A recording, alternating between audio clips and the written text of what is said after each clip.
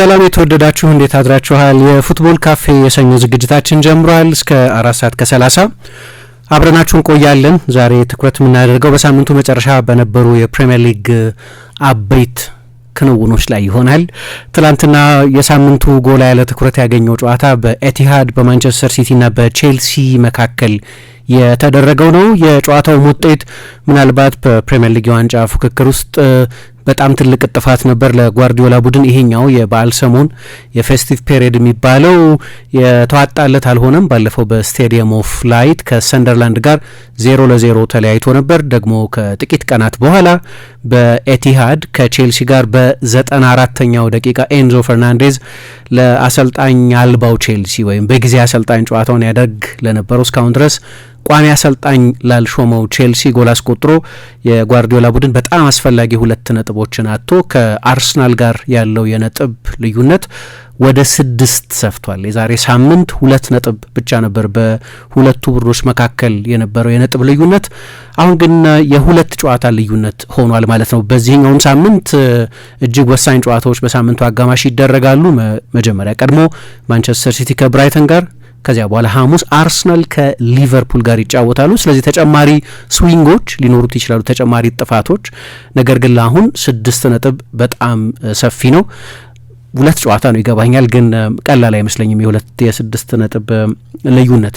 አንደኛው የምናነሳው ጉዳይ ይሄኛው ይሆናል። ሁለተኛው ስለ አርሰናል እናነሳለን። አርሰናል ባለፈው ቅዳሜ ቦርንመዝን 3-2 አሸንፏል።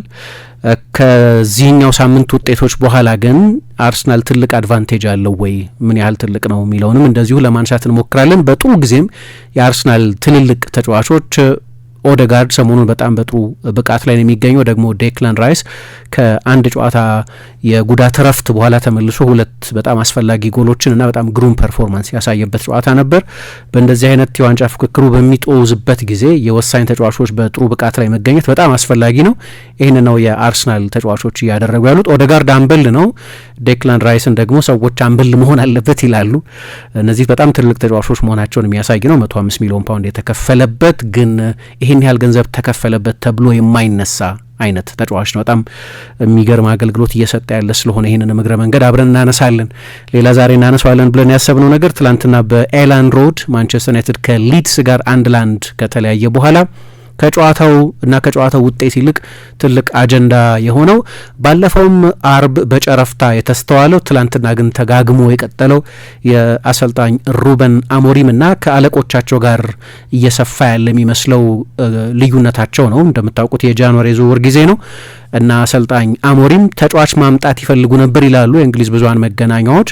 ከበላያቸው ያሉ ሹሞች ግን ይሄ እንዲሆን የፈቀዱ አይመስልም። በዚህ ምክንያት ወደ ፐብሊክ ዶሜን ወደ ፕሬስ ኮንፈረንስ ማምጣት ጀምረዋል አሰልጣኝ ሩበን አሞሪም። ይሄንን በአብዛኛው በጄሰን ዊልኮክስ እና በአሞሪም መካከል ነው ልዩነቱ አለ የሚባለው።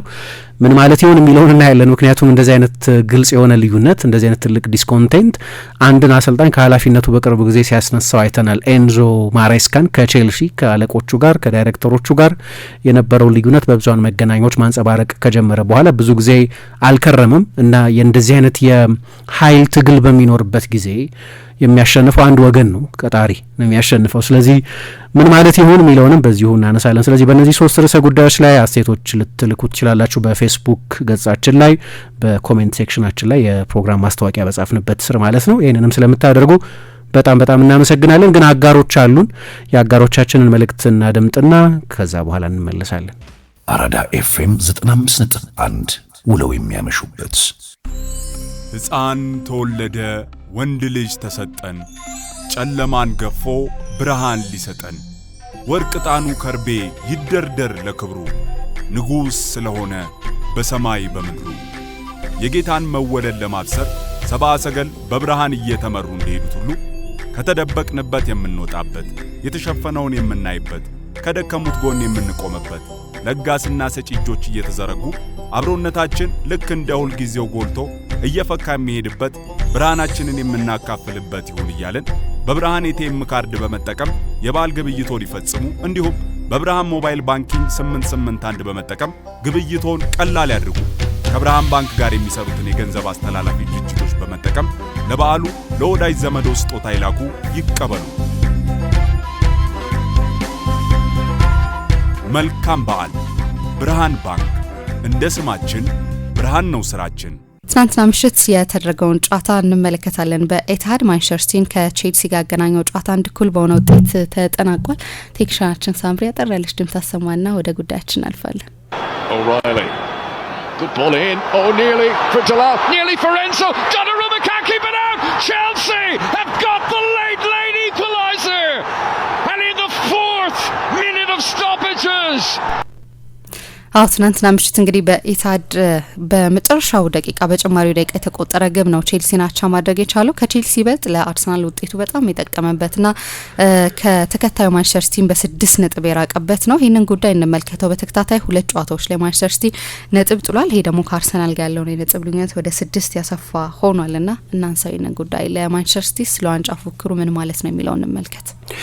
ልክ ነው። ትላንትና በዚህ ሳምንት ከተደረጉት ጨዋታዎች መካከል ከፍ ያለ ግምት ያገኘው ይሄ በቼልሲ እና በማንቸስተር ሲቲ መካከል በሲቲ ሜዳ በኤቲሃድ የተደረገው ጨዋታ ነው። ቼልሲ በተለይ ሰሞኑን ከነበረው ትርምስ አንጻር የኤንዞ ማሬስካ በጣም በፍጥነት ከኃላፊነት መነሳትና በሱ ፈንታ ሌላ ሰው አለመሾምን ተከትሎ ከፍተኛ ግምት አግኝቶ ነበር ማንቸስተር ሲቲ። ለነገሩ በቅርብ ዓመታትም ከ2021 የቻምፒየንስ ሊግ የፍጻሜ ጨዋታ በኋላ ቼልሲ ማንቸስተር ሲቲን ማሸንፎ አያውቅም። በቅርብ ዓመታት ያለውም ሬከርድ ጥሩ አይደለም፣ ግን በዋንጫ ፍክክሩ ኮንቴክስትም ቼልሲ ከነበረበትም ሁኔታ የአዲሱ አሰልጣኝ ጥላ ሊያም ሮሲኝ ኃላፊነቱን ሊረከብ ከፈረንሳይ ወደ እንግሊዝ እየመጣ ነው የሚለው ዜናም እና በፈረንሳይ ብዙሃን መገናኛዎች በዛው በፈረንሳይ ባለ አንድ የአውሮፕላን ማረፊያ የቼልሲንና የማንቸስተር ሲቲን ጨዋታ በስልኩ እያየ የሚያሳይ ፎቶግራፍ መለቀቁ በሙሉ የቼልሲ ትኩረት የት እንደነበር ትላንት የሚያሳይ ነው እና ለተጫዋቾቹም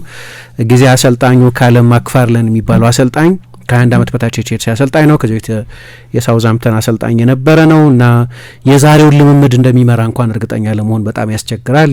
ባለፈው ፕሬስ ኮንፈረንሱ ላይ ለስራው በጣም እንግዳ እንደሆነ የሚያሳውቅ አይነት በጣም በተረጋጋ ሁኔታ ኃላፊነቱን ቢወጣም ግን ምንም ጥያቄ የለውም በአሰልጣኝነት ታሪኩ ከጓርዲዮላ ጋር ነው አንድ ትልቅ ጨዋታ ሊያደርግ ከፊቱ የተቀመጠውና ከጨዋታው መጠናቀቅ በኋላም የምንጊዜ ምርጡ አሰልጣኝ ከሱ ጋር ነው ቡድኑ የተጫወተው። ጉዳዩ የኔ መሆን የለበትም ብሏል። ካለቀ በኋላ እንዲያውም በሜዳ ውስጥ ሬስ ጀምስ ወደ ደጋፊዎቹ ሄዶ የሱም ድል ነው ብሎ ለአሰልጣኙ ክሬዲት ለማሰጠት ይሞክር ነበር፣ ግን ስለኔ እንዲሆን አልፈለኩም፣ ጉዳዩ የኔ አይደለም፣ የተጫዋቾቹ ጉዳይ ነው፣ እኔም ከጓርዲዮላ ጋር አይደለም የተጫወትኩት የሚል እንደዚሁ አስተያየት ሰጥቷል። እና ይህንን ሁሉ ከግምት ስናስገባ ቼልሲ ያለበትን ሁኔታ በሜዳ ውስጥም ያለው ፎርም ወደ ትላንትናው ጨዋታ ሲመጣ በሁሉም ውድድሮች ከ8 ጨዋታ 1 ጨዋታ ብቻ አሸንፎ የመጣና በጥሩ ፎርም ላይ የማይገኝ ከጥቂት ሳምንታት በፊት አሰልጣኝ ማሬስካ የፕሪሚየር ሊግ የኖቬምበር ወር ኮከብ አሰልጣኝ ተብሎ የተመረጠ ነው። አሁን በኃላፊነቱ ላይ የለም። የዲሴምበርን የወሩን ኮከብ አሰልጣኝ ማንነት ሳናውቅ ሰውየው ከኃላፊነት ለቋል እና እንዲህ ባልጠራ ሁኔታ ውስጥ ሆኖ ነው ይህንን ጨዋታ ያደረገው። ከዛ አንጻር ትላንትና በኤቲሃድ ያሳዩት ፐርፎርማንስ በተለይ በሁለተኛው አጋማሽ አሰልጣኙ ጨዋታውን የለወጠበት መንገድ በጣም ከፍተኛ ልምድ የላቀ ታክቲካዊ እውቀት ካለው አሰልጣኝ የሚጠበቅ እንጂ ገና ለስራው እንግዳ የሆነ የወጣት ቡድን የቼልሲ ከ21 ዓመት በታች ቡድን አሰልጣኝ ለሆነ ሰው በጣም አስደናቂ ነው። እንዳነሳሹ ይሄ ጉዳይ የማንቸስተር ሲቲና የቼልሲ ጉዳይ ብቻ አይደለም። የዋንጫ ፉክክሩም ላይ በጣም ትልቅ ተጽዕኖ ያለው ጨዋታ ነው። አርሰናል በቀደም ቦርንመዝን ካሸነፈ በኋላ የነጥብ ልዩነቱን ወደ 7 አስፍቶት ነበር። ቢያንስ ከሲቲ ጋር ከአስቶን ቪላ ጋር የነጥብ ልዩነቱ 6 ነበር። ስለዚህ ፕሬሸር ላይ የነበረው ትላንትና ማንቸስተር ሲቲ ነው። ቀድሞ አርሰናል ስለተጫወተና ስላሸነፈ የግድ ማሸነፍ ነበረበት። ግን መጨረሻ ላይ ቅድም በሰማነው መልክ ኤንዞ ፈርናንዴዝ ያቺን ጎል አስቆጠረና በዋንጫ ፉክክሩ ላይ በጣም ወሳኝ ከሆኑት ሳምንታት መካከል አንዱ ሊሆን የሚችል አድርጎታልና የአርሰናል ደጋፊዎች ምናልባት ይሄ አሰልጣኝ ከዚህ በኋላ በትልቅ ኃላፊነት ይስራ አናውቅም፣ የአሰልጣኝነት ትራጀክተሪው እንዴት እንደሚሆን አናውቅም። ግን ካለም ማክፋርለን ሻምፒዮን የሚሆኑ ከሆነ የሚረሱት ስም አይመስለኝም። ከትላንት በፊት ወይ ከአርብ ጊዜ ሹመቱ በፊት የዚህ አሰልጣኝ ስም አይደለም በአርሰናል ደጋፊዎች በቼልሲ ደጋፊዎችም ጭምር የሚታወቅ አይመስለኝም። ያን ያህል መደበኛ ቤተኛ ስም አልነበረም። ትላንትና ግን የእርሱ ቡድን ለአንድ ጨዋታ ከሆነም የዋንጫ ፍክክሩ ላይ ትልቅ ስዊንግ ፈጥሮ የሚለቅ አሰልጣኝ ይሆናል ማለት ነው። ይሄ በውድድር ዘመኑ መጨረሻ ላይ ማን ሻምፒዮን ይሆናል በሚለው የሚወሰን ነው። አርሰናል ሻምፒዮን የሚሆን ከሆነ ይሄ ፌስቲቭ ፔሪየድ ሳምንት በጣም ቁልፍ ሳምንት ይሆናል። ሰኞ ዕለት የነበረው ግምት አርሰናል ከአስቶን ቪላ ጋር ነው የሚጫወተው። ሲቲ ቼልሲም ቢሆን መቼስ ኤቲሃድ ላይ ነው ጨዋታው የሚደረገው። ሰንደርላንድ ማስቸጋሪ ቢሆን ግን ከሲቲ የዛ ሰሞን ፎርም አንጻር የነጥብ ልዩነቱ ይጠባል ወይ አዲስ መሪ ይኖራል ወይ ምናምን የሚል ግምት ሊኖር ቢችል ትክክል ነው። ግን የነጥብ ልዩነቱ ጭራሽ ወደ 6 ሰፍቷል። በጨዋታው ላይ የሁለት አጋማሾች ጨዋታ ነበር ሊባል ይችላል። የመጀመሪያ አጋማሽ እንደ ድሮ ባይሆንም እንደ ቀድሞ የክላሲክ የጓርዲዮላ ቡድኖች ባይሆንም ግን ማንቸስተር ሲቲ ከፍተኛ ብልጫ ነበረው። 1-0 መምራት ብቻ ሳይሆን በቴሪቶሪም በፖሴሽንም በማጥቃትም ትራንዚሽኖችን በመቆጣጠርም በሁሉም አንድ ቡድን ሌላም ቡድን ሊበልጥ በሚችልባቸው የጨዋታ መለኪያዎች በጣም የተዋጣለት ነበር። ያው መገመት እንደሚቻለው አሰልጣኝ ማክፋርለን ከጥንቃቄ ጋር ወደ ሜዳ የገባ ቡድን ነው ይዞ የመጣው። አንደኛ አንዳንድ ቁልፍ ተጫዋቾችን አልያዘም። ሞይሰስ ካይሴዶ በቢጫ ካርድ ምክንያት የትላንትናው ጨዋታ ላይ አልነበረም። ማርኮ ኩኩሬያ የትላንትናው ጨዋታ ላይ አልነበረም። ሌላ የቡድኑ በጣም ወሳኝ ተጫዋች ነው። ዌስሊ ፎፋና ትላንትና ነው እንደማይሰለፍ የታወቀው እና ሮበርት ሳንቼዝ ግብ ጠባቂውም ትላንትና መሰለፍ አልቻለም። ስለዚህ የአራት ፈርስት ቲመርስ የአራት የመጀመሪያ አሰላለፍ ተጫዋቾች አለመኖርን ተከትሎም የማንቸስተር ሲቲ ዶሚናንስን በመገመትም ሊሆን ይችላል በመጀመሪያ አጋማሽ የበለጠ የጥንቃቄ አጨዋወት የበለጠ ሳጥን የመከላከል በአነስተኛ ፖሴሽን ከተቻለን በመልሶ ማጥቃት ለማጥቃት የመሞከር ነው። ከመከላከል አንጻር ካየነው በመጠኑ ተሳክቶላቸው ነበር። ምክንያቱም የመጀመሪያው 20 ደቂቃ ላይ ማንቸስተር ሲቲ ምንም እንኳ ሰፊ የሜዳ ስፍራ እና ከፍተኛ የኳስ ቁጥጥር መጠን በብዙ ፓሶች ብልጫ ወስዶ እንኳ የነበረ ቢሆን ግን አንድም ሙከራ አላደረገም በመጀመሪያው 20 ደቂቃ ውስጥ። በአንድ በኩል ይሄ ስኬታማ ነበር ሊባል ይችላል። ከመከላከል አንጻር ብቻ ካየ ነው ሲቲን ልክ ነው ኳስ ተቆጣጥሯል፣ ልክ ነው ቴሪቶሪ የሜዳ ስፍራ ተቆጣጥሯል። አደገኛ ቡድን ነበር፣ የተሻለ ቡድን ነበር። ነገር ግን ልክ የጆዜ ሞሪኞ ቡድኖችን በትልቅ ጨዋታዎች አጫወት ነው የሚመስለው። የነን ፖሴሽን በጣም የተደራጀ የመከላከል ኦርጋናይዜሽን የነበረበት የተጋጣሚ ቡድን ሰፊ የሜዳ ክፍል እና የኳስ ቁጥጥር ብልጫ ቢወስድም ነገር ግን የኳስ ቁጥጥር ብልጫውን ያህል አደገኛ እንዳይሆን ማድረግ የቻለ ኮንቴይንመንት ነበር፣ ቁጥጥር ነበረው። ምክንያቱም ዮርጌንሰን ነበር ግብ ጠባቂያቸው። ትልቅ ሙከራ ሲያደርግ አላየነውም። ከዚያ በኋላም አንድ ጎል አስቆጥሯል ሲቲ። በእርግጥ ሃላንድ ብረት መልሶበታል። ለጎል የተቃረቡባቸው ሌሎች አጋጣሚዎች ነበሩ፣ ግን ከመከላከል አንጻር ያን ያህል ለክፉ የሚሰጥ አልነበር። ምክንያቱም ቅድም የጠቀስኳቸው ተጫዋቾች ኦልሞስት ሁሉም የመከላከል ስፍራ ተጫዋቾች ናቸው። ፎፋና የመከላከል ተጫዋች ነው። ኩኩሬያ፣ ካይሴዶ እና ግብ ጠባቂው ሮበርት ሳንቼዝ እነዚህ ሁሉ የመከላከል ተጫዋቾች ናቸው። የተሰለፉት ተጫዋቾች በዚህ ዓመት ዮርጌንሰን አንድም የፕሪሚየር ሊግ ጨዋታ ጀምሮ አያውቅም ካልተሳሳትኩ እና ብዙ ለውጦች የተደረጉበት ቤኗ ባዲያሺል የሆነ ጊዜ ውድድር ዘመኑ ሲጀመር ደህና ነበር፣ ግን በቅርብ ጊዜ በቀደሙን የቦርንመዝን ጨዋታ ጨምሮ ከፍተኛ የፎርም ችግር ያለበት ተጫዋች ነው። ኤንዞ ፈርናንዴዝ ቦታው የት ነው? ሁልጊዜ አጠያቂ ነው እንደምታውቂው። ትላንትናም ጨዋታው ከተጠናቀቀ በኋላ የት ነው ግን የኤንዞ ትክክለኛው ቦታ የሚል ጥያቄ የሚያስነሳ ነው። ትላንትና ጠለቅ ባለ ኃላፊነት ነበር የመጀመሪያን አጋማሽ የተጫወተው። ሁለተኛ አጋማሽ ላይ ከአንድሬ ሳንቶሽ መግባት በኋላ የበለጠ አድቫንስድ ሚና ይዞን የተጫወተው። ስለዚህ ሁሌ ኮንፊውዥን አለ። ምክንያቱም ጠለቅ ብሎ ሲጫወት ትራንዚሽኖች ለመቆጣጠር የሚያስችል በቂ አካላዊ ቅልጥፍና የለውም የሚል ትችት የሚቀርብበት ተጫዋች ነው። እነዚህ ሁሉ ነገሮች ተፈጥረው ስለሆነ ወደዚህ ጨዋታ የመጣው አሰልጣኙ የበለጠ የጥንቃቄ እግር ኳስን ቢመርጥ ምንረዳው ይመስለኛል። በሁለተኛው አጋማሽ ግን አሰልጣኙ ለውጦች አድርጓል እና በጣም ቁልፍ ለውጦች ናቸው። እንዳነሳሁት ሲቲ ጎሉን ሲያስቆጥር ነው የመጀመሪያውን ኢላማውን የጠበቀ የጎል ሙከራ ያደረገው። የሃላንድ ኢንች ነው የቀረው ብረት የመለሰበት አጋጣሚ፣ ግን ኦን ታርጌት ተብሎ አይመዘገብም ብረት የመለሰበት አጋጣሚ ሲሆን።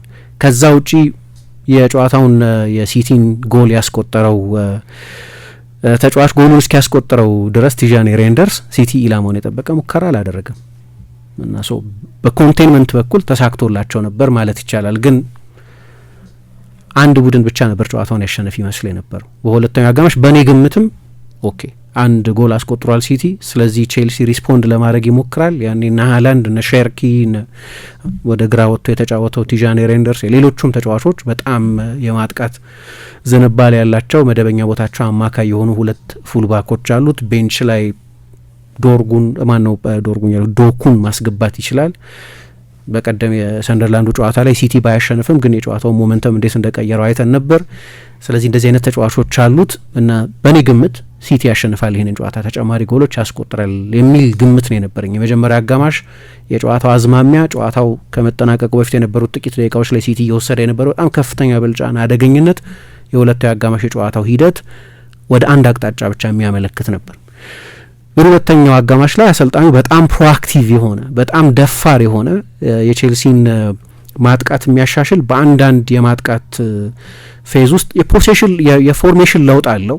አሁን ግራ ይገባኛል የፎርሜሽን ሬሌቫንስ ምን ያህል ነው የሚለውን በተመለከተ። ምክንያቱም በአንድ ጨዋታ ውስጥ ቡድኖች የተለያየ ቅርጽ አላቸው። ግን ትላንትና ለምሳሌ ከረፍት በኋላ ቼልሲ በሚያጠቃበት ጊዜ 5 ተጫዋቾች ከፊት ይኖሩት ነበር። አንዳንድ ጊዜ በ3 ቢልድ ያደርጋል፣ 2 ተጫዋቾች አሉት መሀል ላይ፣ ግን የሚያጠቃው በ5 ተጫዋቾች ነው።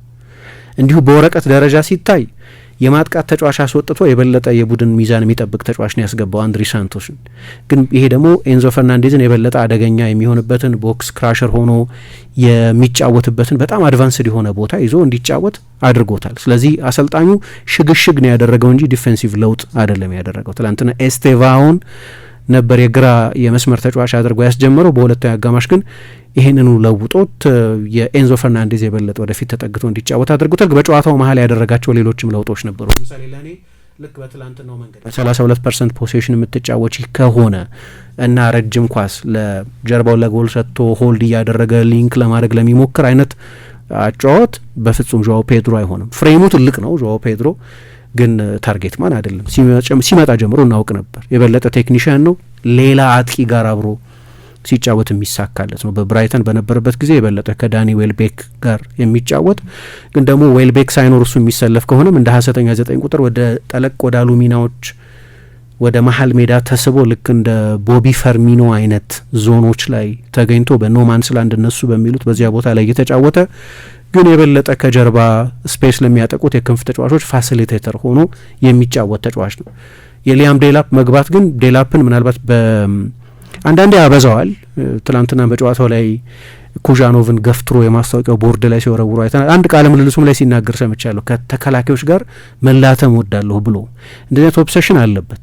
የበለጠ ፊዚካል መሆኑን የማሳየት ፍላጎት ግን በጣም ጥሩ የሆልድ አፕ አጫወት ያለው ተጫዋች መሆኑን አምና በተለይ በኤፕስዊች በነበረበት ጊዜ አይተናል እና የእሱም መግባት ከጆዋው ፔድሮ ይልቅ የበለጠ በሆልድ አፕ አጫወት ምቾት ያለው ያንን ለማድረግ የበለጠ የሚስማማ ተጫዋች በሁለቱ አጋማሽ አሰልጣኙ ቀይሮ አስገብቷል እና ሁለቱ አጋማሽ እንደተጀመረ 2 ትልልቅ እድሎችን ነው ፔድሮ ኔቶ ያባከነው እና ቼልሲ በጊዜ ማቻ ሊሆን ይችል ነበር። በተለይ አንደኛው በጣም ትልቅ የጎል ማስቆጠር እድል ነበር እና ግራ የተጋባሁት በሲቲ በኩል ነው። ምናልባት እንግዲህ ብዙ ጉዳት አለ እንደምታውቂው። በተለይ መሀል ላይ ጨዋታ ለመቆጣጠር ሊያግዙት የሚችሉ ተጫዋቾች ቤንች ላይ አልነበሩትም። ጓርዲዮላ በቀደም እንደምታስታውሽው የኒኮ ጎንዛሌዝን መጎዳት ተከትሎ ኮንትሮለር የነበረው ሮድሪ ብቻ ነው። ሮድሪ በጣም ለኔ ትናንትና በጣም ግሩም ነበር። ሲቲ በቂ አደገኝነት አይኑረው እንጂ በመጀመሪያ አጋማሽ የዶሚናንሱን ያህል በተለይ የጨዋታ ፍሎ በመቆጣጠር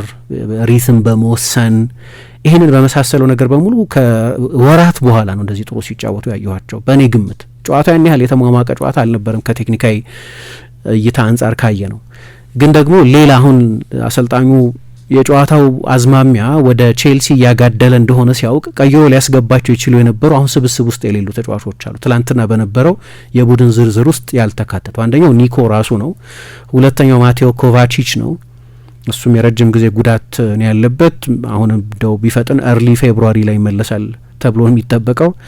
ሌላኛው ጆን ስቶንስ ነው። ጆን ስቶንስ የመሀል ተከላካይ ሆኖ ሲጀምር እንደምታውቂው ከ2022-23 የውድድር ዘመን ጀምሮ በዛ አይነት ወጥነትም ባይሆን ግን ወደ መሀል እየመጣ ተጨማሪ አማካይ ክፍል ፕሬዘንስ የሚሆን የተጋጣሚ ቡድን ትራንዚሽን ለመቆጣጠር ደብል ሲክስ ሆኖ የሚጫወት አይነት ተጫዋች ነው። እነዚህ 3 ተጫዋቾች ትላንትና አልነበሩትም እና በሁለተኛው አጋማሽ በጣም እንግዳ የሆነ ማንቸስተር ሲቲ ነው በእኔ በኩል ያየሁት። አሁን ልክ ነው ውጤት ናሬቲቭ ሴት ያደርጋል። ባለቀ ሰዓት ጎል ተቆጥሮበታል። ስለዚህ ስለ ሲቲ ተጨማሪ ጥያቄ ለማንሳት በር ይከፍታል። ውጤቱ የ6 ነጥብ ልዩነት እንዲፈጠር አድርጎ ስለነበር ግን የሲቲ የጨዋታ ማኔጅመንት ግን ኃይለኛ ችግር ነበረበት። እንዳልኩት በእነዚህ ተጫዋቾች አለመኖር ምክንያትና በጨዋታው መሀል ደግሞ ሌሎች ኦርጋናይዘሮችን በጉዳት ምክንያት በማጣቱ ሊሆን ይችላል።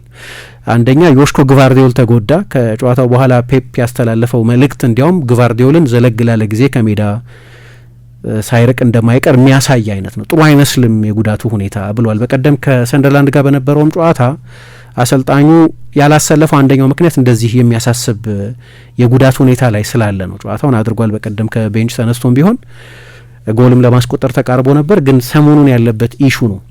ከዚያ በኋላ ደግሞ 10 ደቂቃ ሲቀረው ሩበን ዲያስ ሁለቱንም የመሀል ተከላካዮች አጣና ናታን አኬንና በቅርብ ጊዜ ብዙ የተጫወተ ያልሆነውን አቡኮድር ኩዣኖቭን ነው በሁለት ተከላካይነት ያሰለፈው። በእነሱ ቀኝና ግራ በኩል ያሉ ተጫዋቾች ደህና የውድድር ዘመን እያሳለፉ ነው። ኒኮ ኦራይሊ ለእንግሊዝ ብሔራዊ ቡድን እስከ መጠራት ድረስ፣ ማቴዎስ ኑኜስ ካለፉት ጥቂት ዓመታት አንጻር አማካይ ሆኖ መጥቶ አልተሳካለትም። ስለዚህ በቀኝ ፉልባክነት ግን የተሻለ ኢምፕሬሽን እየፈጠረ ያለ ተጫዋች ነው። ግን ሁለቱም አማካዮች ናቸው። ስለዚህ መከላከል የነሱ ምንድነው ሀቢት አይደለም፣ ዲፌንሲቭ ኢንስቲንክት አይደለም፣ በተለይ ኮሪደር መከላከል። ስለዚህ አንዳንድ ጊዜ ሲቲ በእነዚህ ተጫዋቾች በኩል ብዙ አደጋ ሲፈጠርበት ማየት ይቻላል። በቀደም የሰንደርላንድ ጨዋታ ላይ ሂዩመ እና ማየንዳ አይነት ተጫዋቾች ብዙ አደጋ ሲፈጥሩ ነበር። ኒኮ ኦራይሊ በነበረበት የግራ መስመር የተከላካይነት ቦታ በጣም ትልቅ እድገት እያሳየ ያለ ተጫዋች ቢሆንም መጨረሻ ላይ አማካይ ሆኖ የሚያጠቃ 8 ቁጥር አንዳንድ ጊዜ 10 ቁጥር ሆኖ የሚጫወት ተጫዋች ሆኖ በመስመር ተከላካይነት እንዲጫወት የተደረገ ተጫዋች ነው። ስለዚህ በሲቲ በኩል ለምሳሌ ከአርሰናል ጋር ያለው አንደኛው ትልቁ ልዩነት አርሰናል እዛ ቦታ ላይ የሚጠቀማቸው ተጫዋቾች የመሀል ተከላካዮች ናቸው። ስለዚህ የመከላከል ሀቢት አላቸው። በቀደም ለምሳሌ ከቦርንመዝ ጋር በነበረው ጨዋታ አርቴታ ያሰለፈው በማጥቃት በኳስ ቁጥጥር በቴክኒክ በጣም የተሻለውን ማይልስ ሉዊስ ስኬሊን አይደለም፣ የበለጠ በመከላከል የተሻለውን ፒየሮ ኢንካፒዬን ያጫወተው የመሀል ተከላካይ ነው። መደበኛ ቦታው ፒየሮ ኢንካፒዬ ወይ በዚህ ውድድር ዘመን የአርሰናል ጀማሪ የግራ ፉልባክ ሪካርዶ ካላፊዮሪ ነው። ካላፊዮሪ የመሀል ተከላካይ ነው። ጣሊያን ብሔራዊ ቡድን የመሀል ተከላካይ ነው። በቀኝ በኩልም የሚጫወተው ዩሪየን ቲምበር ከአያክስ ሲመጣ የመሀል ተከላካይ ነበር። ስለዚህ ዲፌንሲቭ ሀቢት አላቸው። ልክ ትላንትና ኒኮ ኦራይሊ የሰራውን አይነት በጣም ትልቅ ስህተት ሊሰራ ይችላል። ምክንያቱም የሆነ ነገር እንዲያደርግ አስገደደው።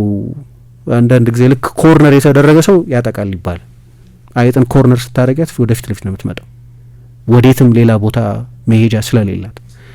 ትላንትና እንደዛ ነው የሆነው እና በ94ኛው ደቂቃ ላይ እኔ እንደሚመስለኝ የበለጠ ስትራክቸር መጠበቅ በሚጠበቅበት ጊዜ ጃምፕ አውት አደረገና በቀላሉ ነው ያለፈው ማሎግ ውስጡ። እነዚህ ምክንያቶች ሊሆኑ ይችላሉ፣ አላቅም። ሲቲ ለእኔ ከዚህ በፊትም ተናግሬዋለሁ፣ አሰልጣኙም እያሸነፉ በነበሩበት ጊዜ በጨዋታ ውስጥ ያለን ፐርፎርማንስ ኮንሲስተንት አይደለም ይላል። የ90 ደቂቃ ኮንሲስተንሲ የለውም ሲቲ። የበቀደሙን ጨዋታ ለምሳሌ የሰንደርላንዱን ጨዋታ አይተሽ እንደሆነ ሁለቱ አጋማሽ በጣም አሪፍ ነበር። ምርጦቹን የሲቲን ቡድኖች የሚመስል አይነት የማጥቃት ዶሚናንስ ነበረው። በመጀመሪያ አጋማሽ ግን ቀዝቃዛ ነበር። የኖቲንገም ፎረስትም ጨዋታ ተመሳሳይ ነው። የክሪስታል ፓላስ ጨዋታ ላይ የመጀመሪያ አጋማሽ በጣም መጥፎ፣ ሁለተኛ አጋማሽ የተሻሻለ። የሊድስ ጨዋታ የመጀመሪያ አጋማሽ በጣም አሪፍ፣ ሁለተኛ አጋማሽ ግን ደካማ። እንዲህ በጨዋታ መሀል በጣም ግልጽ ልዩነት። አንድ ቡድን ኦኬ 90 ደቂቃውን ወጥ በሆነ ብቃት ላይ ይጫወት ይችላል። መጠነኛ ልዩነት ይኖራቸዋል ሁለቱ አጋማሾች። ሁሉም ቡድን ሊያጋጥመው ይችላል። ከስንት አንድ ጊዜ ነው እንከን የለሽ የ90 ደቂቃ ፐርፎርማንስ የምታየው። ሲቲ ላይ ልዩነቱ በጣም ይሰፋል እና አንዳንድ ሰዎች መጀመሪያ አካባቢ ይሉት የነበረው ነገር ከአርሰናል ጋር ከተጫወቱ በኋላ ማንስቸው ነበር ይሄንን ርዕስ። የሲቲ የፕሬሲንግ ስትራክቸር በዚህ ውድድር ዘመን ተቀይሯል እና ብዙ ጊዜ ከአንድ ሰዓት በኋላ መውረድ ይጀምራል ይላሉ። አሁን እንደምታውቂው በሲቲ ኮቺንግ ስታፍ ውስጥ የአዳዲስ ሰዎች ስም የምንሰማበት የውድድር ዘመን ነው። ፔፕ ሌንደርስ የድሮ የክሎፕ ምክትል የነበረ ሰው ነው። ኮሎ ቱሬ የድሮ የሲቲ የአርሰናልም ተጫዋች የነበረ ነው። ጄምስ ፍሬንች ሌላ የክሎፕ ምክትል ወይም ከረዳቶቻቸው መካከል አንዱ የነበረ ሰው ነው እና የዚህ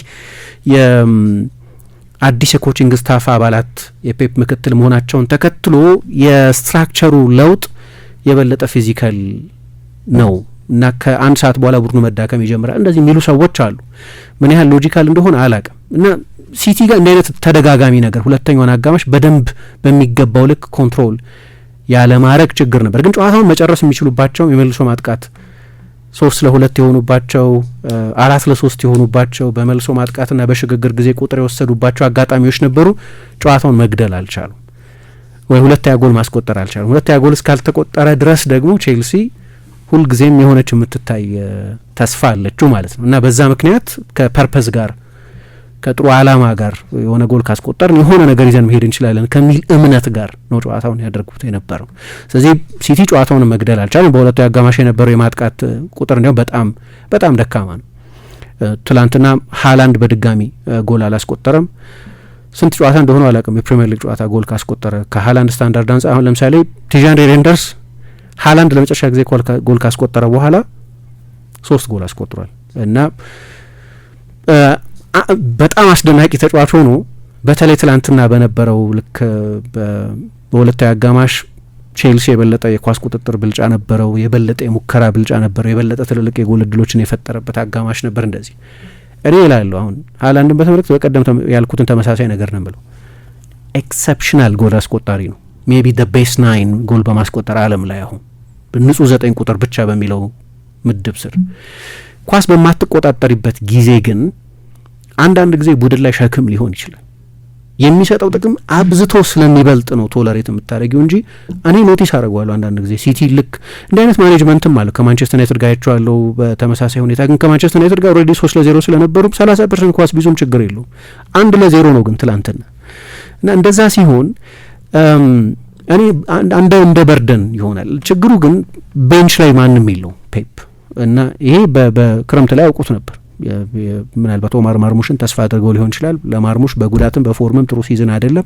ሜቢ እሱ አለ ብለው ሊሆን ይችላል። ግን ማርሙሽ ንጹህ 9 አይደለም እንደሚታወቀው ቢኖርም እሱ እና በሁለቱ አጋማሽ እንዲህ አይነት ችግር ነበረባቸው። ቼልሲ አይ ቲንክ ዲዘርቭ ያደርጋል በሁለቱ አጋማሽ ጎል ማግኘት። ባለቀ ሰዓት ድራማቲክ በሆነ ሁኔታ ካልሆነ በስተቀር አሰልጣኙ ለውጦች ማድረጉ ይሰራ ነበር። የፎርሜሽንም ለውጥ አድርጓል፣ የፐርሶኔም ለውጥ አድርጓል እና ለውጦቹ በሙሉ ደግሞ የማጥቃት ለውጦች ናቸው። ጎል ለማስቆጠር የሚያግዙ ለውጦች ናቸው።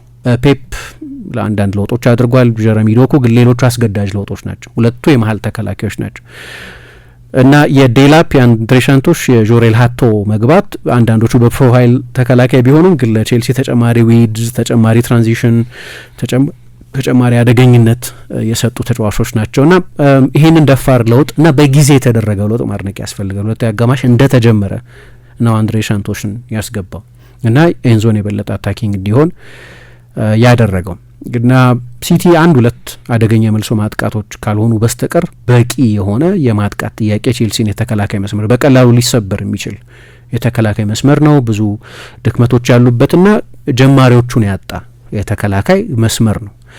አንድ ግን የተደረገው ነገር ምንድነው ግርግር መፍጠር እንበለው ትክክለኛው ተርም እንደሆነ አላውቅም። ኬዎስ ይሉታል እነሱ በእግር ኳስ ውስጥ ማደናበርን መፍጠር የተጋጣሚ ቡድን ላይ እና የቼልሲ ተጫዋቾች በጣም ያልተለመዱ ዞኖችን ይዘው እናያቸው ነበር ሜዳ ውስጥ። ብዙ ጊዜ ስለ ፎርሜሽን እናወራለን። በተለይ ሩበን አሞሪምን የማንቸስተር ዩናይትድ አሰልጣኝ መሆኑን ተከትሎ ከየትኛውም ጊዜ በላይ ስለ ፎርሜሽን ፊክሴሽን ስለምን ብዙ የሚወራበት ዘመን ነው አሁን። ግን በጨዋታ መሀል ለምሳሌ አንድን ቡድን የተጫዋቾቹን አቬሬጅ ቦታ ስታይ ተጫዋቾቹ በአማካይ ረጅም ጊዜ የቆዩበትን ቦታ ስታይ እና ጨዋታው ሲጀመር በቴሌቪዥን ግራፊክስ ላይ የምናየው ላይን አፕን ስታይ ፍጹም የተለያየ ነው። በጣም በጣም የተለያየ ነው። ስለዚህ ፍሉድ ነው በጣም የተጫዋቾች አቬሬጅ ቦታ የግራ መስመር ተከላካይ የሚባለው ቦታ የግራ መስመር ተከላካይ ብለን በህሊናችን የምናስበው የእነሱ መደበኛ ዞን የሚባለው ቦታ ላይ አይደለም። እንደ ቡድኖቹ ባህሪ እንደ ስትራቴጂያቸው እንደ ጌም ስቴቱ በጨዋታ ውስጥ የሆነ እንዳለ ሁኔታ እንደ ውጤቱ እና ውጤቱ እንደሚያስገድደው የጨዋታ አይነት የተጫዋቾች ሚና በጣም የተለያየ ሊሆን ይችላል እና ፍሉድ ነው። ለዚህ ነው እኔ መጀመሪያ ፎርሜሽንን በተመለከተ ለሰዎች የአሰልጣኞችን እሳቤ በተመለከተ አይን የከፈተ የሚመስለኝ አሰልጣኝ አርቴታ የሚመስለኝ። ምክንያቱም አርቴታ በዚህ መንገድ ነው የተጫወተው። ሁሌ 4-3-3 ነው የምትጫወተው አለው አንድ ጋዜጠኛ። ምን ማለት ነው 4-3-3 ምን ማለት? አሁን ባለፈው ከቼልሲ ጋር ከሲቲ ጋር 51 አይነት ፎርሜሽን የተጠቀም ነው አለ።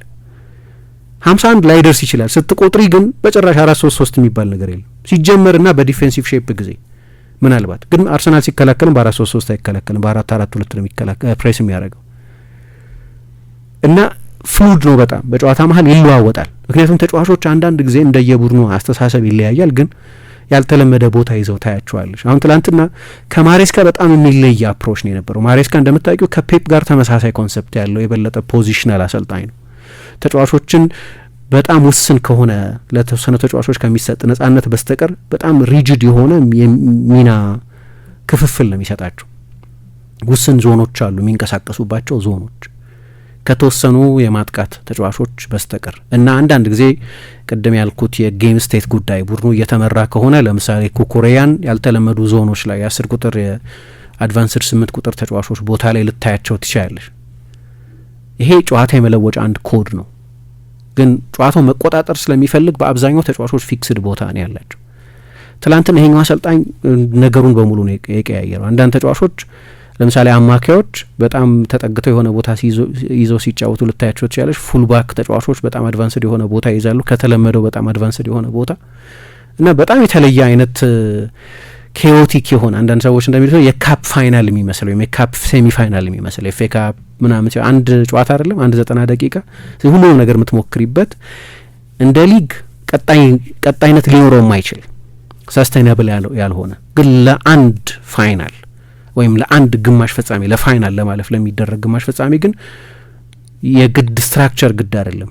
የበለጠ ኬዮቲክ ነገር መፍጠር ሲቲ ተከተለው ደግሞ ያንን ኬዮስ እና መጨረሻ ላይ በዛ መንገድ ነው ጎሉን ያስቆጠሩት። ግን ቢያሸንፍ ኖሮ ሲቲ ናሬቲቭ ሊቀየር እንደሚችል ይገባኛል። እኔ ግን ስለ 45 ደቂቃ ፐርፎርማንስ ነው የማነሳው። የሁለቱ ያጋማሽ ፐርፎርማንስ ልክ ነው፣ ጎሉ መቆጠሩ ምንም ጥያቄ የለውም። ዝም ብሎ አንድ ጨዋታ አቻ መውጣት ብቻ አይደለም። በእኔ ግምት ይሄኛው ሳምንት አርሰናል ክሊር የዋንጫ ፌቨራይት የሆነበት ሳምንት ነው። ዋንጫ ይወስዳል ማለት አይደለም፣ ግን በ6 ነጥብ ከ20ኛው ሳምንት በኋላ እየመራሽ ከሆነ ክሊር ፌቨራይት ነው የምትባዩ። ያደርጉታል፣ መጨረሻ ላይ ሻምፒዮን ይሆናሉ አላቅም። በዚህ ሳምንት ብቻ ያም እንደገና ተመልሶ ሊለወጥ ይችላል። ምክንያቱም ከጥቂት ሳምንታት በፊት አርሰናል የ6 የ7 ነጥብ ልዩነት ኖሮት አይተን ስለምናውቅ አያልቅም በ20ኛው ሳምንት። ግን ምንም ጥያቄ የለውም አሁን አድቫንቴጅ አለው።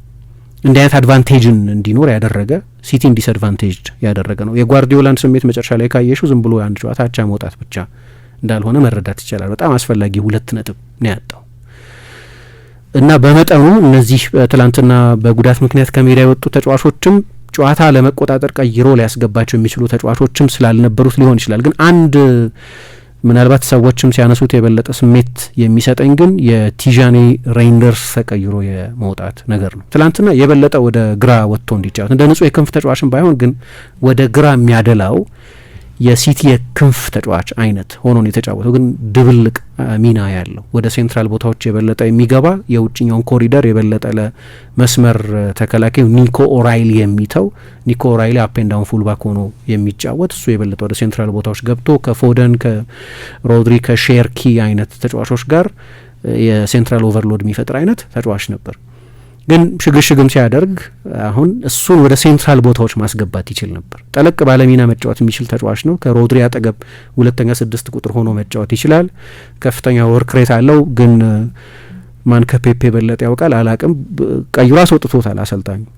ትክክለኛ ውሳኔ መሆኑን ግን እኔ እንጃ። ምክንያቱም የቼልሲ ትራንዚሽን አልቀነሰም። የቼልሲን ትራንዚሽን በበለጠ አስተማማኝነት መቆጣጠር አልቻሉም። እሱ ላይ ትንሽ ብዥታ አለኝ። የዶኩ መግባት ሎጂክ ይገባኛል። የተቀይሮ መውጣት የነበረበት ተጫዋች ቲዣኒ ሬይንደርስ መሆኑ ግን አላቅም። በተለይ አማካይ ክፍል ላይ እንደዚህ አይነት በቅርብ ጊዜ ሲቲ አማካይ ቦታ ላይ የመጣቸው ተጫዋቾች ስኬታማ አይመስሉኝም። ኒኮ ኦራይሊ ሌትሊ ጥሩ መጫወት ጀምሯል። ግን ትልቅ ጥያቄ ነበር እንደምታውቂው። ካልቨን ፊሊፕስ ብዙ ገንዘብ የወጣበት ግን በሲቲ ታሪክ ኦልሞስት የማይታወስ አይነት 50 ሚሊዮን ምናምን የተከፈለበት ተጫዋች ነው። ማቴዎስ ኑኜስ ለዚህ ቦታ ነው የመጣውን በፉል ባክነት ነው እየተጫወተ ያለው። እንደ ኬሪየር አሁን ጠቃሚ ተጫዋች ሆኗል ልንል ይሆናል። ግን የመጣበት አላማ አማካይ ሆኖ እንዲጫወት ያንን ቦታ እየሞላ አይደለም። ስለዚህ የቅርብ ጊዜ ሲቲ አማካይ ክፍል ምልመላዎችም ጥያቄ የሚነሳባቸው ናቸው። በእርግጥ የተጎዱ ተጫዋቾች መኖራቸው እንዳለ ሆኖ እነዚህን ኢንቨስትመንቶች በቅርብ ጊዜ ማየት ይቻላል። ምክንያቱም ፔፕ የመጀመሪያዎቹ ቡድኖቹ ላይ በዛ ስፍራ ላይ የነበሩት አማራጮች በጣም ብዙ ናቸው። ስለዚህ እንደዚህ አይነት የዘላቂ የቆየ የምልመላ ችግርም አለ። ግን ትላንትና በጨዋታው ላይ አሰልጣኙ እጅ ያጠረው ይመስለኛል። ግን የመጀመሪያ አጋማሽ ሮድሪ እንዴት ሲቲ ሊያሻሽለው እንደሚችል ግን ያየንበት ነው። በድጋሚ ቅድም ማንሳት የፈለግኩትም እርሱን በቀደም የሰንደርላንድ ጨዋታ ላይ ተቀይሮ ከገባ በኋላ የነበረው ተጽዕኖ በጣም ከፍተኛ ነበር። ከዛ በኋላ ጎል ባያስቆጥሩም በቀደም ከሰንደርላንድ ጨዋታ በኋላ ሳነሳው ነበር እንዴት የተሻለ ቡድን እንደሚያደርገው። ማለት የባሎን ዶር ያሸነፈ ተጫዋች ደረጃ ነው እያወራን ያለ ነው። ያን ዝም ብሎ ደህና አማካይ ደረጃ አይደለም። ባሎን ዶር ያሸነፈ፣ ቻምፒየንስ ሊግ ያሸነፈ፣ የአውሮፓ ዋንጫ ያሸነፈ ተጫዋች ነው እና ወደ 470 ቀን ሆኖታል ያ ጉዳት ከገጠመው እና ከዛ በኋላ ብቅ ያለባቸው እና ሊመለስ ነው ያስባለባቸው ጊዜያት ነበሩ። ግን አሁን የፕሪሚየር ሊግ ጨዋታ ሲጀምር እና ጀምሮ ሲያጠናቅቅ ከ4 ወር በኋላ ለመጀመሪያ ጊዜ ነው የሲቲን ዓለም ሊቀይር የሚችል ተጫዋች ነው። ምንም ጥያቄ የለውም። ይሄ ማራዶና አይደለም ወይ ሜሲ አይደለም ወይ በአንድ ጨዋታ 4 ጎል የሚያስቆጠር 5-6 ተጫዋቾች አልፎ የሚሄድ ተጫዋች ላይሆን ይችላል። ግን የሲቲን አጫወት ፍጹም የሚለውጥ ነው። አሁን ረፍዶ እንደሆነ አላቅም። ፔፕም አንድ ጋዜጠኛ ሲጠይቀው ታስጀምረዋለሁ አሁን ከብራይተን ጋር አሁን እሱ ነው ለእኔ ትልቁ ጥያቄ ያለ ከእንደዚህ አይነት ከባድ ጉዳት የመጣን ተጫዋች ከዛ የኤሲኤል ጉዳቱም ካገገመ በኋላ ብዙ የመስል ጉዳቶች ደጋግሞ ያስቸገሩትን ተጫዋች በአጭር ጊዜ ውስጥ በተደጋጋሚ ታጫውቸዋለሽ ወይ? ምክንያቱም ኒኮ ጎንዛሌዝ የለውም። ምን ያህል ጊዜ ከሜዳ እንደሚርቅ እርግጠኛ አይደለሁም። ግን ኒኮ ጎንዛሌዝ በቀደም የሰንደርላንዱ ጨዋታ ላይ ተቀይሮ ወጥቷል። የተለያዩ ሪፖርቶች የተለያዩ ቁጥሮችን ይሰጣሉ። ሊደርስ ይችላል የሚሉ ሪፖርቶች የመኖራቸውን ያህል እርግጠኝነት የጎደላቸውም ዘገባዎች አሉ እና ሮድሪን በአንድ ጊዜ እንደገና ኦቨርሎድ ማድረግ ትፈልጊያለሽ ወይ አላቅም። ግን ሲኖር አንደኛ በጣም ጥሩ የጨዋታ ንባብ አለው። ጋፖች የቱ ጋር እንዳሉ ያውቃል። የተጋጣሚ ቡድን ኤክስፕሎይት እንዳያደርጋቸው ይከለክላል። ሲቲ ቴሪቶሪ ፖሴሽን ፓስ ምናምን እንዲቆጣጠር ያደርጋል። ዱዌሎች ያሸንፋል። ትናንትና አንድ ለአንድ ፍልሚያ ብቻ ነው ያላሸነፈው። ታክሎች ለብዙ ጊዜ ስህተት አይሰራም። አንድ ብቻ ነው ሚስ ታይም የሆነ ታክል የነበረው። ሁሉም ታክሎቹ ትክክል ናቸው። እና የመጀመሪያ አጋማሽ ላይ ሲቲ ከፍተኛ ብልጫ ሲወስድ የብልጫውን ያህል አደገኝነት አልነበረውም ነው የኔ ክርክር። የብልጫውን ያህል ለምሳሌ ኤክስጂው ከፍተኛ አልነበርም። ግን ቼልሲ ለምሳሌ በማጥቃቱ ምንም ተስፋ እንዳይኖረው አድርጎት ነበር። በመጀመሪያ አጋማሽ 5 ጊዜ ብቻ ነው የሲቲ ሳጥን ውስጥ ኳስ የነኩት። 1 ጊዜ ብቻ ነው ሙከራ ያደረጉት በ45 ደቂቃ ውስጥ። ሰነፍ ተጫዋቾች አይደሉም የቼልሲ ተጫዋቾች ኢንዲቪጁዋሊ ካየሻቸው። ፓልመር አለ፣ ኔቶ አለ፣ ኤስቴቫኦ አለ እና እንዲህ አይነት ተጫዋቾች ነበሩት። ግን ምንም አደጋ እየፈጠሩ አልነበረም። አሁን ትልቁ ጥያቄ እንዳልኩት ይሄኛው ጥያቄ ነው። ግን መጨረሻ ላይ የነበረው የሲቲ ባክፎር ግን ልክ ቼልሲ ጎሉን ባስቆጠረበት ጊዜ እጠራጠራለሁ አሁን ሩበን ዲያሽና ዮሽኮ ግቫርዲዮል ቢኖሩ ኖሮ ኢቭን ኒኮ ኦራይሊ እንዲህ አይነት ስህተት እንኳ ቢሰራ የበለጠ ያንን የመጨረሻ ክሮስ ክሊር የሚያደርጉት ይመስለኛል፣ የበለጠ የሚያጸዱት ይመስለኛል። አሁን ትልቅ የኳሊቲ ድሮፕ ኦፍ አለ እዚህ ጋር። ጨዋታውን የጨረሱት ተጫዋቾች ናታን አኬ ያው እንደምታውቂው ከጉዳት ጋር እየታገለ የሚጫወት ተጫዋች ነው። የቻምፒየንስ ሊግ ሲዝን ላይ የነበረው ደረጃ ላይ ያለ ተጫዋች አይደለም። ግን ሲያልቅ ኒኮ ኦራይሊ፣ ኩዣኖቭ፣ አኬ እና ኑኜስ ናቸው የነበሩት። እንዳልኩት ሁለቱ ሜክሺፍት ፉል ባኮች ናቸው። አንደኛው በጣም ወጣት ተከላካይ ነው ኩዣኖቭ፣ ብዙ የተሰለፈ ያልሆነ ተጫዋች ነው። ናታን አኬም ተመሳሳይ ብዙ የተሰለፈ ያልሆነ ተጫዋች ከፍተኛ ልምድ ያለው ነው። ከሲቲ ተከላካዮች በእድሜ ትልቁ አይ ቲንክ እርሱ ነው። ግን በቅርብ ጊዜ ብዙ እየተጫወተ አይደለም። ሮድሪ ከረጅም ጊዜ ጉዳት ነው የመጣው። እሱም ቢሆን ቤርናርዶ ሲልቫ በጣም ጥሩ ሲዝን ይመስለኛል ለሱ፣ ግን የድሮ አይነት አትሌቲሲዝም የለውም። ስለዚህ እንደ ድሮ ለ6 ቁጥሩ በኪከቨር መስጠት አይችልም። ብዙ ምክንያቶች አሉት። ጥሩ ስብስብ ቢሆንም የሲቲ ስብስብ ግን ትላንትና 5-6 ተጫዋቾች አልነበሩትም። በአፍሪካ ዋንጫ ላይ የነበሩትን 2 ተጫዋቾች ጨምሮ ማለት ነው እና በማጥቃቱም በሁሉም ዲፓርትመንት በኩል ግን የጥራትና የጥልቀት ችግር ያለበት ይመስለኛል። በትላንትናው ስብስብ ላይ ማለት ነው። 3 የአካዳሚ ተጫዋቾችን ትላንት ቤንች ላይ አድርጓል። አይታችኋል አይደለም? 3 የአካዳሚ ተጫዋቾች ቤንች ላይ ነበሩ ብሏል። ስቴፋን ሙፊኒ፣ ዲቪን ሙካሳ፣ ሪያን አክቤዶ፣ ሬጂያን ሄስኪ እነዚህ የሲቲ ቤንች ላይ የነበሩ ተጫዋቾች ናቸው። ተስፋ ያላቸው ሊሆኑ ይችላሉ። ግን ተቀይረው ከገቡት ውጪ ሌላ ሲኒየር ተጫዋች ግብ ጠባቂው ጄምስ ትራፎርድ ና ሪኮ ሉዊስ ናቸው። ይሁን የዋንጫ ቡድን ቤንች አይደለም፣ የዋንጫ ቡድን ቤንች አይደለም። ተቀይረው የገቡትም ተጫዋቾች ያንን ስትሬንግዝ እንደዚህ አሁን ለምሳሌ ልንገርሽ፣ አርሰናል በቀደም ከቦርድ መዝጋ ሲጫወት እንግዲህ ሀቨርትዝ ገና ስብስብ ውስጥም አልነበረም፣ ካላፊዮሪ ስብስብ ውስጥ አልነበረም። እነዚህ በጣም ጠቃሚ ተጫዋቾች ናቸው፣ ጥያቄ የለውም። ግን ሁለቱ አጋማሽ ላይ ሳካን የቡድኑ ስታር ትሮሳርን የዚህን ዓመት የአርሰናል ምርጡን የማጥቃት ተጫዋች በጎሎች ላይ በምናምን በነበረው ስኬት ጄሱስን ቀይሮ አስገብቷል። ሜሪኖንም ኢቭን የአውሮፓ ሻምፒዮን ግን ደግሞ ያልገባ ተጫዋች አለው ኤዜ 4 ጨዋታዎች 1 ደቂቃ አልተጫወተም። የነበሩትን አማራጮች ልነግርሽ ነው። ያው ከተጫዋቾች ከጉዳት ነጻ የሆኑ ስለሆነ ሊሆን ይችላል። የስኳድ ዴብዝ ጉዳይ ስናነሳ ትላንት ፔፕም ይሄ የቸገረው ይመስለኛል። ስለዚህ ለዋንጫ ፍክክሩ ምን ማለት ነው? አይ ቲንክ ይሄ ሚድዊክም በጣም ወሳኝ ሊሆን ይችላል። እኔ አርሰናል ሊቨርፑልን ካሸነፈ እና የነጥብ ልዩነቱ በ6 የሚቀጥል ከሆነ በጣም አስቸጋሪ ይመስለኛል ለሲቲ። ኤቲሃድ ላይ እንደሚገናኙ አውቃለሁ በኤፕሪል የ6 ነጥብ ጨዋታ ነው እሱ በጣም ትልቅ ጨዋታ ነው ግን ከዚህ በላይ መስፋት የለበትም ያ ጨዋታ ሬሌቫንስ እንዲኖረው የነጥብ ልዩነቱ ከዚህ በላይ የሚሰፋ ከሆነ ምክንያቱም ለኔ አርሰናል በጣም ኤክሰፕሽናል ቡድን ነው በዚህ አመት በጣም ጥሩ ቡድን ነው የገነቡት እና ሰሞኑን የ2 ነጥብ ርቀት በነበረበትም ጊዜ ለኔ አይ የኳሊቲውን ብቻ ካየው የ2 ነጥብ ርቀት ብቻ አይመስልም እስከ ሰሞኑ እንኳን የ2 ነጥብ ርቀት አይመስልም ነበር ደሞስ ኮንሲስተንት ቡድን የነበረው በሲዝኑ በሙሉ ከመጀመሪያው ሳምንት ጀምሮ እስከ ቅርብ ጊዜ ድረስ ከና አንዳንድ ጊዜ ከሚነሱ ጥያቄዎች ጋር ኮንሲስተንት የነበረው ቡድን አርሰናል ነው እና አንዳንድ ጊዜ ልዩነቱ ከሁለት በላይ የሚመስል አይነት በጣም ሰፋ ያለ ይመስል ነበር ግን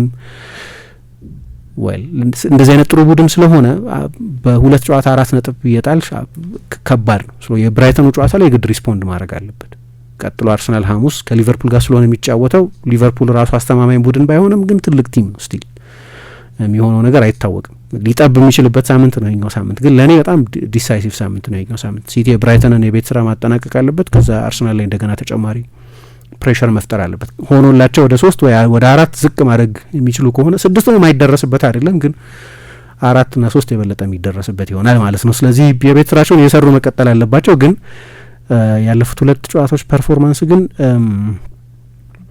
በቂ እድል ፈጥሮ ነበር የሰንደርላንዱን ጨዋታ ለማሸነፍ በቂ የጎል እድል ፈጥሮ ነበር ግን የመጀመሪያውን አጋማሽ አልተጫወተም አንድ ሀፍ ብቻ መጫወት ማይበቃበት ጊዜ አለ አንድ አጋማሽ ብቻ ጥሩ መጫወት ማይበቃበት ጊዜ አለ ግን እንግዲህ ትልቅ ተስፋ ከተባለ በቀደም ያነሳሁት የሮድሪ መመለስ ትልቅ ትርጉም እንደሚያመጣ የትላንትና የመጀመሪያ አጋማሽ የሲቲ ፐርፎርማንስ ላይ ማየት ይቻል ነበር ለቼልሲ ግን በጣም ትልቅ ውጤት ነው ከነበሩ ከኮንቴክስቱ አንጻር ወደዚህ ጨዋታ ከመጡበት ድባብ አንጻር አሰልጣኙ ከጨዋታው በኋላ ሲናገር በጣም አስደንጋጭ ነበር ለብዙዎቹ ተጫዋቾች ብሏል ሶሻል ሚዲያ ላይ ብታይ የቼልሲ ተጫዋቾች በሙሉ ማለት ይቻላል ለአሰልጣኙ በጣም ትልቅ ምስጋና አቅርበው ነበር ወጣት ተጫዋቾች ናቸው ስለዚህ ይህንን በጣም በለጋ እድሜያቸው የነበራቸውን የመጀመሪያ ጀርኒ የተወጡት ከኤንዞ ማሬስካ ጋር ነው መልበሻ ክፍሉን የማጣትም ስሜት አልነበረም እስከ ቅርብ ጊዜ ድረስ እስከ ሰማሁት ድረስ እስከምናውቀው መልበሻ ክፍሉን አጥቶታል የሚል ነገር ሰምተን አናውቅም ስለዚህ በተጫዋቾቹ ይወደድ የነበረ ፊገር እና የእሱ በድንገት መነሳትን ተከትሎ አንዳንዶቹ ወጥተው በቃ እንግዳ ውሳኔ ነው ምናምን ሁሉ የሚል አስተያየት ሰጥተዋል ቦርዱን መቃወም ደረጃ እንኳ ባይሆን ግን በጣም እንግዳ ውሳኔ ነው አስደንጋጭ ውሳኔ ነው ኤክስፔክት ያልተደረገ ነው ምናምን የሚል አስተያየት ሰጥተዋል እና ከዛ አይነት ስሜት ጋር ሆነው አሰልጥኖ በማያውቅ አንዳንድ ጊዜ አስቸጋሪ ነው ቋሚ አሰልጣኝ ቢሆን ሙሉ ለሙሉ ይሰሙታል አላውቅም ምክንያቱም ኤንዞ የዓለም ዋንጫ ያሸነፈ ኩኩሬ የአውሮፓ ዋንጫ ያሸነፈ ስለሆነ የ21 ዓመት በታች ቡድን አሰልጣኝ ትእዛዝ ዝም ብሎ መቀበል አስቸጋሪ የሚሆንባቸው ተጫዋቾች አሉ በኢጎ ፋክተር ምክንያት ግን ለአንድ ጨዋታ የሚገርም የቡድን መንፈስ እንዲያውም አንዳንድ ሲኒየር ተጫዋቾችንም ጠቅሶ አመስግኗል እነ ቶሲንን እነ ሪስ ጄምስን ምናምን እነዚህን ሁሉ ተጫዋቾች ጠቅሶ በጣም ኃላፊነት ወስደው ነበር አለ ወዲያው እነሱ ናቸው ቡድኑ ሪግሩፕ እንዲያደርግ ያደረጉት የሚል አስተያየት ሰጥቷል ስለዚህ በጣም ትልቅ ውጤት ነው በኢሞሽን በኩል ለቻምፒየንስ ሊግም ፉክክር እንግዲህ ምንም ኮንሲስተንት ቡድን የለም እንደምታውቂው ሁሉም ነጥብ ይጥላል የቻምፒየንስ ሊግ ተስፋ አላቸው የሚባሉት ቡድኖች በሙሉ ኢንኮንሲስተንት ናቸው ማንቸስተር ዩናይትድ ከ11 ጨዋታ 3 ጨዋታ ነው ያሸነፈው ሊቨርፑል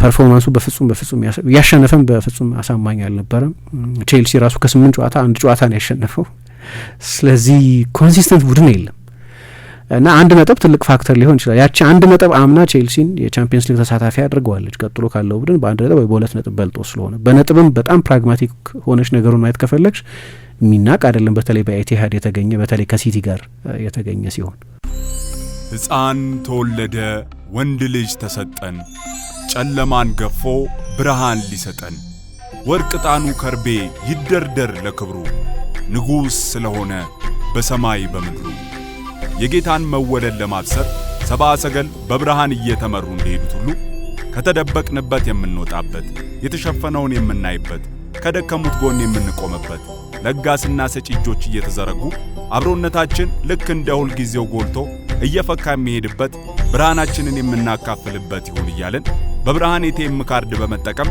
የበዓል ግብይቶን ይፈጽሙ እንዲሁም በብርሃን ሞባይል ባንኪንግ 881 በመጠቀም ግብይቶን ቀላል ያድርጉ ከብርሃን ባንክ ጋር የሚሰሩትን የገንዘብ አስተላላፊ ድርጅቶች በመጠቀም ለበዓሉ ለወዳጅ ዘመዶ ስጦታ ይላኩ ይቀበሉ መልካም በዓል። ብርሃን ባንክ፣ እንደ ስማችን ብርሃን ነው ስራችን።